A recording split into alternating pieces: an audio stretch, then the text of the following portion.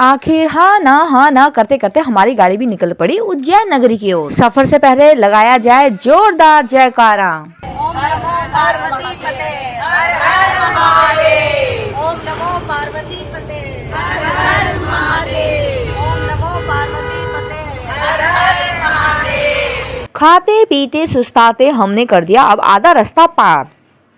हमारी गाड़ी रुकी आगरा की तरफ और आगरा में जिस रेस्टोरेंट में हम रुके वहीं पर ही हमने चाय पानी नाश्ता लिया। और आगरा का फेमस है पंछी पेठा। और मैम ने ये स्वीट ली जो बहुत ही स्वीट थी मैम की तरह।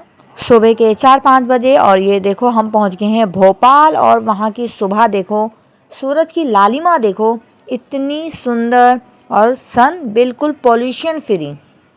रास्ते में रुक के सुबह सुबह वाली चाय भी ली। ये लो जी, हमने कर दिया उज्जैन नगरी में एंट्री करते ही पहले दर्शन शिप्रा नदी के। शिप्रा नदी के दर्शन करते हुए हमने एंट्री करी महाकाल की नगरी उज्जैन में। होटल पहुंच के सबने शॉवर वगैरह लिया और सब हो गई फ्रेश। उसके बाद हमने 2 ग्रुप में 2 ऑटो बुक किए और निकल पड़े उज्जैन नगरी की सैर। ऑटो वालों का समय 5 बजे तक का था। 5 बजे तक ऑटो वाले आपके लिए बुक्ड हैं और आपको जितने मंदिर घूमने हैं वो आपको घुमाएंगे। ऑटो वाले भैया हमको सबसे पहले ले गए श्री स्त्रीमन गणेश मंदिर। इस मंदिर में जगन्नाथ धाम की भी प्रतिमा थी और इतनी सुंदर सजावट कर रखी थी। हमें उज्जैन में भी जगन्नाथ जी के दर्शन हो गए। जय जगन्नाथ। ये उप्स, मैंने थोड़े समय बाद देखा कि यहाँ लिखा हुआ फोटो लेना मना है, फिर मैंने बंद कर दिया कैमरा। उसके बाद हम दूसरे मंदिर गए जो कि बगल में ही है, वो है गढ़ कालिका मंदिर, उसी लाइन में है। इस मंदिर की एंट्री में ही है बहुत सुंदर और बहुत बड़ा दीप स्तंभ। इसमें बहुत सारे दिए बने हुए हैं। लोग इसमें अपनी आस्था से सिक्का चिपका रहे थे, किसी के चिपक जा रहे थे, किसी के हट जा रहे थे। फिर हमने मंदिर में माता के मंदिर में एंट्री की और ये जो प्रतिमा, जो मूर्ति थी ना, इतनी सुंदर, माँ की आंखों में आप देखोगे ना तो बस देखते रह जाओगे, है ना सुंदर। वहाँ और भी प्रतिमाएं थी और ये हवन कुंड भी जल रहा था। मैं वहाँ से राग भी लाई घर। फिर हमने कहा महाकाल की नगरी में आए हैं, चलो तिलक लगाया जाए। जय महाकाल।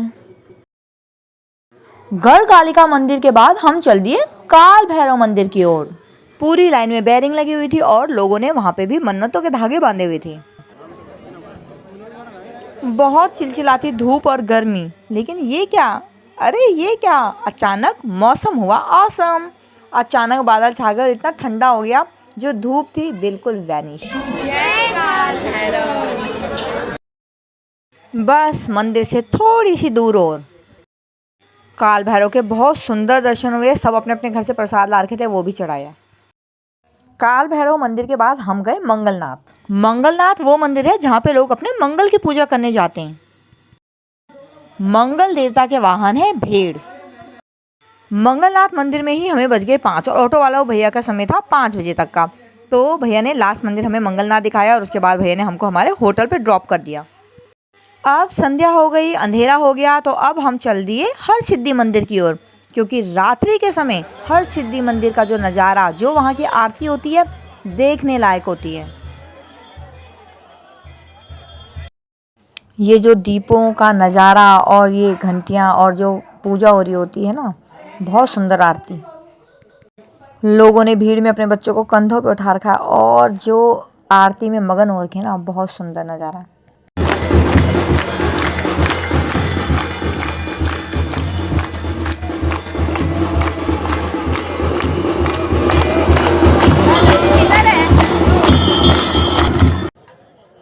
हर सिद्धि की आरती देख के हम चले गए भोजन की खोज।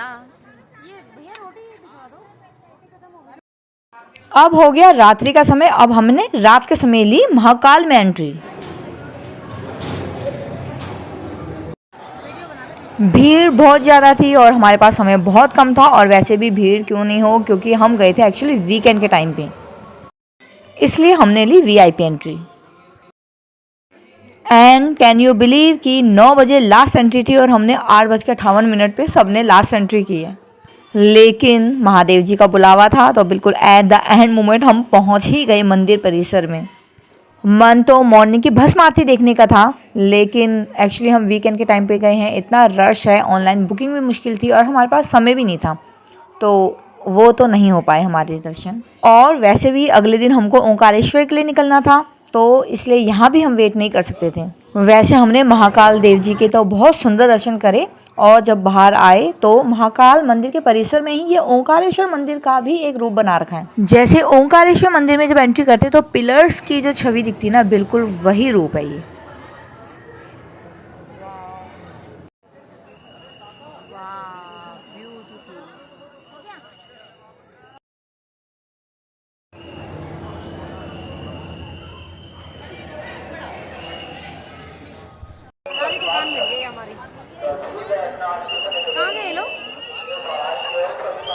यहाँ पर बहुत सारे मंदिर हैं, उनमें से एक है श्री नवग्रह मंदिर।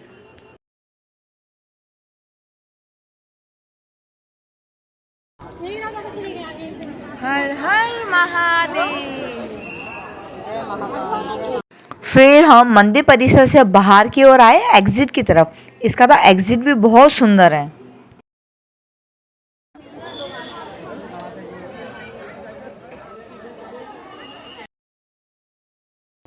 महाकाल के दर्शन करके हमने बाहर को एंट्री करी, और ये देखो, ये जो दीवारें हैं ना, सारी इतनी सुंदर सजी हुई हैं। ये एग्जिट साइड को कॉरिडोर है, और यहाँ पर लाइट शो भी चलते हैं, और ये भी इतना सुंदर है, बहुत सुंदर। यहाँ पर स्क्रीन में भी आरती चलती है। अब रात्रि का समय हो गया था और शयन आरती का समय था, तो हमने थोड़ा सा इंतज़ार और किया, और हमने वहाँ पे शयन आरती देखी। शयन आरती के बाद हम भी चल दिए शयन सोने अपने होटल की ओर।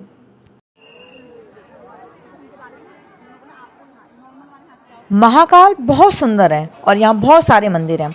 इतने सारे मंदिर हैं कि अगर आपके पास समय कम है तो आप सारे मंदिर देख भी नहीं पाएंगे। इसलिए जब भी जाएं हमेशा प्लानिंग से जाएं, मतलब जो मंदिर आप विशेषकर देखना चाहते हैं उनको प्रायोरिटी में रखिए। जैसे हम इतने मंदिर गए, इसके बावजूद मेरा संदीपनी आश्रम रह गया, और संदीपनी आश्रम मेरा बहुत मन था जाने का। संदीपनी आश्रम वो आश्रम है जहाँ पे श्री कृष्ण ने विद्या ग्रहण की थी। जय महाकाल। अगले दिन सुबह 3 बजे हम सब ने करे अपने रूम खाली और चल दिए ओंकारेश्वर की ओर।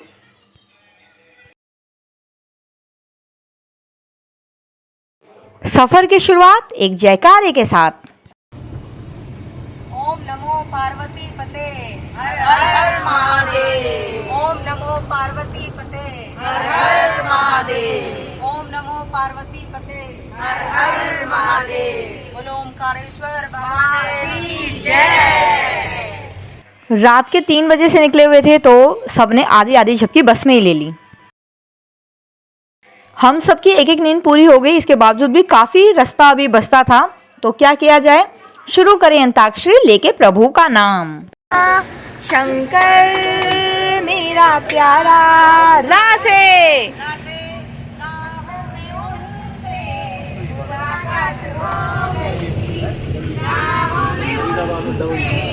मुलाकात जिससे डरते थे वही बात हो गई। और वास्तव में एक बात हो गई थी, मैं खो गई थी, मतलब मैं छूट गई थी। चलती रहे मिलेगा गम, बदलेंगे ना हम, दुनिया चाहे बदलती रहे। झूमते गाते बजाते देखो हम पहुंच गए ओंकारेश्वर, और हमें हो गए ये नर्मदा नदी के दर्शन।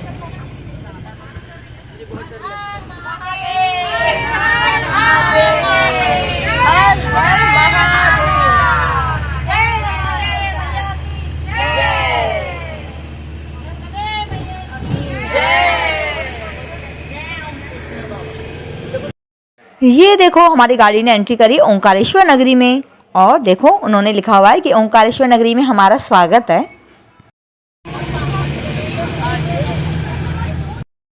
गाड़ी पार्क करके हम सब उतर गए नर्मदा नदी के घाट पर।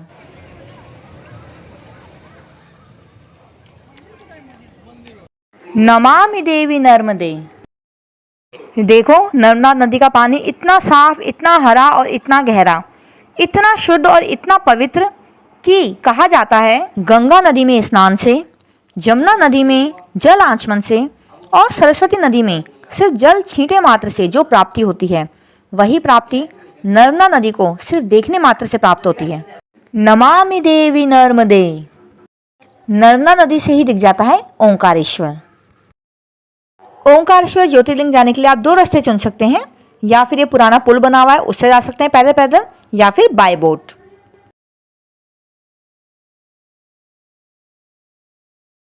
बोट से उतरकर सब उतर गए नर्मदा नदी के किनारे। और बच्चों का तो अपना ही स्वैग था, कोई विक्ट्री तो कोई पैर लंबे करके स्विमिंग का आनंद ले रहा था, तो कोई डुबकी पे डुबकी लगा रहा था। नर्मदा नदी में उतरकर हम सब ने बहुत चाय छप्पा छाई करी। पहले मैंने सोचा मैं नर्मदा नदी में जाके सिर्फ एक डुबकी लगा कर आ जाऊंगी, फिर मैंने कहा नहीं 3 डुबकी लगा देती हूँ, लेकिन कविता मैम ने कहा नहीं नहीं 5 डुबकी लगा कम से कम। और फिर जैसे ही नर्मदा नदी में हम अंदर गया, हा फिर तो मन ही नहीं करा निकलने का बाहर। पानी बहुत गहरा था, हम केवल 3 सीढ़ी नीचे ही उतर पाए। बच्चे और हम किसी का मन नहीं कर रहा था पानी से बाहर आने का। बच्चे और हम पानी में इतने मग्न हो गए, मन ही नहीं किया बाहर निकलने का। और समय की तरफ तो हमने देखा ही नहीं, और समय हो चुका था 11:15। और पता है 12 बजे पट बंद हो जाते हैं ओंकारेश्वर के। नर्मदा नदी में नहा के सब हो गए फ्रेश और चल दिए अब ओंकारेश्वर की ओर। ये ओंकारेश्वर जाने का रास्ता पैदल पैदल, और ये देखो नीचे नर्मदा नदी बहती है और ये ऊपर ओंकारेश्वर मंदिर।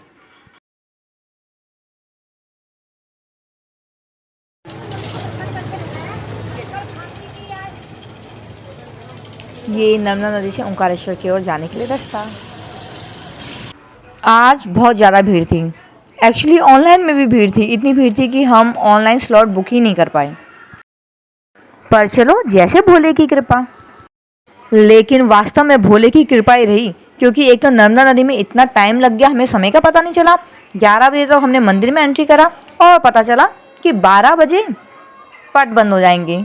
अब क्या करें, हमारे जाते ही मंदिर बंद हो गया था। फिर हम वेटिंग में थे, और लेकिन हमने कहा कि कुछ भी हो जाए हम दर्शन किए बिना नहीं जाएंगे, भले ही आ रात और रुकना पड़े यहाँ पे। लेकिन यहाँ इंतज़ार करना भी बहुत सुंदर लग रहा था। बगल में नर्मदा नदी बह रही थी और ये सुंदर सा मंदिर दिख रहा था, और ये पताका हा। और हाँ, जब तक आप लाइन में लगे हैं आप स्क्रीन में इस तरीके से देख सकते हैं लाइव।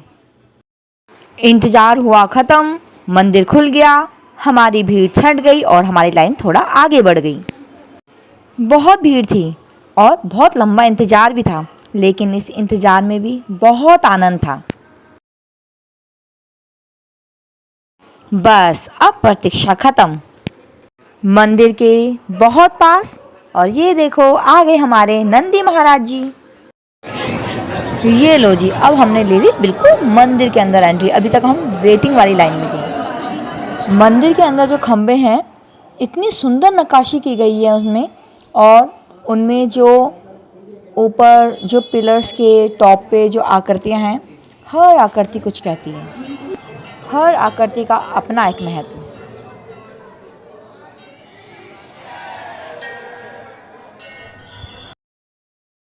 बस ये आ गई अब गर्भ गुफा, और इसके बाद मैंने कैमरा बंद कर दिया क्योंकि कैमरा अलाउड नहीं था।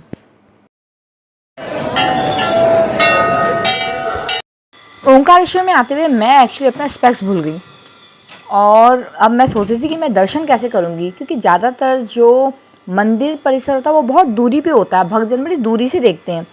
लेकिन इस मंदिर में ओंकारेश्वर में मुझे इतने सुंदर दर्शन हुए, क्योंकि जो वो ज्योतिर्लिंग था, वो जो शिवलिंग था, वो बहुत नियर था।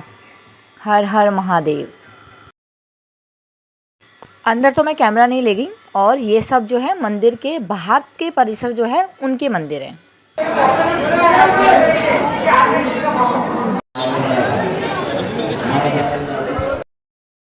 अब हम मंदिर परिसर से बाहर आ गए और बोट पकड़ के वापस चले गए पार्किंग वाले छोर पे।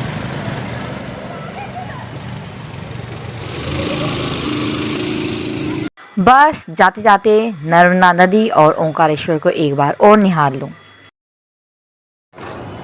ये नर्मदा नदी का घाट, जिस पे बैठे हुए बहुत सारे प्रसाद वाले और ये सब देने वाले। और ये देखो कितनी सुंदर ये बिल्डिंग और यहाँ से जाता हुआ ये रास्ता, ये पार करते हुए ये देखो, ये जाएंगे आप ओंकारेश्वर। इतनी सारी सीढ़ियाँ पार करके ऊंचाई पे ये है सुंदर, देखो मंदिर जिस पे त्रिशूल भी लगा हुआ है और श्वेत ध्वज, ये झंडा भी लहरा है। ये देखो इसके नीचे नर्मदा नदी बह रही है और कितने सुंदर ये बोटिंग का मज़ा ले रहे हैं लोग।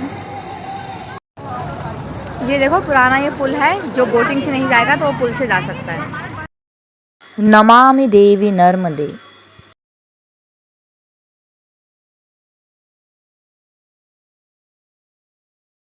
हर हर महादेव।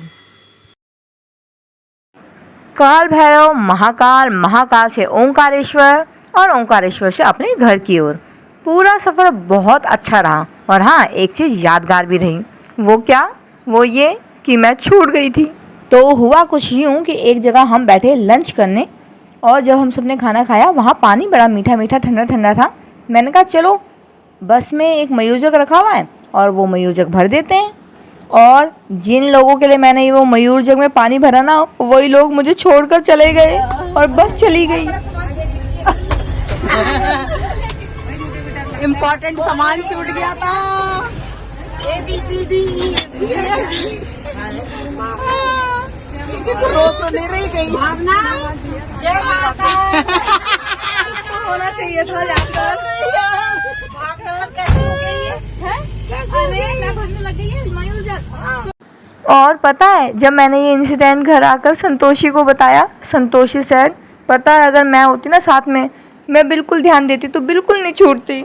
मुझे भी पूरा यकीन है वो बिल्कुल ध्यान देती कि कुछ मिसिंग है। उप्स, कोई मिसिंग है, वो मेरी सहेली भावना। वेल सारा सफ़र बहुत अच्छा था और हर सफ़र में कुछ यादगार चीज़ वैसे होनी भी चाहिए और वो ये थी कि मैं छूट गई। अब हम सब घर आ गए और किसी तीर्थ स्थान से अपने घर आकर सबसे पहला काम होता है बैग रखना तो होता ही है, बैग खाली करना, अनपैकिंग करना तो होता ही है। उसके साथ साथ एक काम और होता है, वो होता है प्रसाद बांटना। अब अलग अलग जगह का अलग अलग प्रसाद था, हम सब ने इकट्ठा करा और जो हम सब गए थे, हम सब थे स्कूल की टीम, तो हम सब टीचर्स ने अपना अपना प्रसाद भी स्कूल के लिए एक साथ इकट्ठा कर दिया। आंटी जी ने एक साथ बांट दिया और घर आकर हमने हर जगह का अलग अलग प्रसाद एक ही साथ इकट्ठा करके बांटना शुरू कर दिया। प्रसाद लेके मैंने घर में अनपैकिंग करी प्रसाद की और तुम्हें एक चीज़ दिखाती हूँ। देखो मैंने ये वाला प्रसाद ख़रीदा, सब 100 रुपीज़ के थे, तो इसमें बहुत सारे छुआरे लगे हुए थे। मैंने कहा मैं ये खील वाला क्यों लूँ, मैं छुआरे वाला लेती हूँ। तो मैंने ये छुआरे वाला लिया, देखा अंदर ये सारा मिश्री थी। ये देखो इस तरीके की इसकी पैकिंग और की थी, ऊपर से पूरे। जब मैंने ये छुआरे का पैकेट देखा मुझे लगा मुझे तो बहुत फ़ायदा हो गया। मैंने तो ड्राई फ्रूट खरीद लिया 100 रुपये में। बाकी ठीक है, 100 रुपये में एक लेयर छुआरे की और मिश्री भी ठीक ही है। सेम ये चुनमुने वाला लिया, इलायची दाना कहते हैं हम उसको। हमें लगा 30 रुपये में सारा इलायची दाना है और जब इसके अंदर की पैकिंग देखी तो उसके अंदर ये खील भरी पड़ी थी। कोई नहीं, ये भी ज़्यादा महंगा नहीं था, 30 रुपये का था। 30 रुपये में मतलब आपको दोनों पंचमेवा के नाम से और बाकी दोनों चीज़ें मिल गई। लेकिन तब भी अगर आप सिर्फ खील खिलिया चुनमुने चाहते तो मस्ट बी केयरफुल, क्योंकि अगर सही मेजरमेंट ना हो तो प्रसाद बांटना भी बड़ा मुश्किल हो जाता है। क्योंकि कईयों को तो प्रसाद का केवल एक दाना चाहिए और किसी को केवल मीठे वाले चुनमुने ही पसंद होते हैं। चलिए मैंने भी पैकिंग बनाई और चल दी मैं प्रसाद देने अपने अड़ोस और पड़ोस। और ये क्या, मैं जिसके घर गई प्रसाद देने और सभी ने पूछा कहाँ का प्रसाद, जब मैंने बताया महाकाल और ओंकारेश्वर, सब ने कहा हमें क्यों नहीं बताया और हमें क्यों नहीं ले गए, लो बोलो। और देखो गाड़ी हमारी खाली गई, तब हमें लोग नहीं मिले जाने के लिए और अब लोग कह रहे हमें क्यों नहीं बताया और हमें क्यों नहीं बुलाया। चलिए हम कौन होते हैं बुलाने वाले, बुलाने वाला तो वो है जैसा उसका बुलावा। अगली बार ज़रूर जाएंगे सब। जय महाकाल।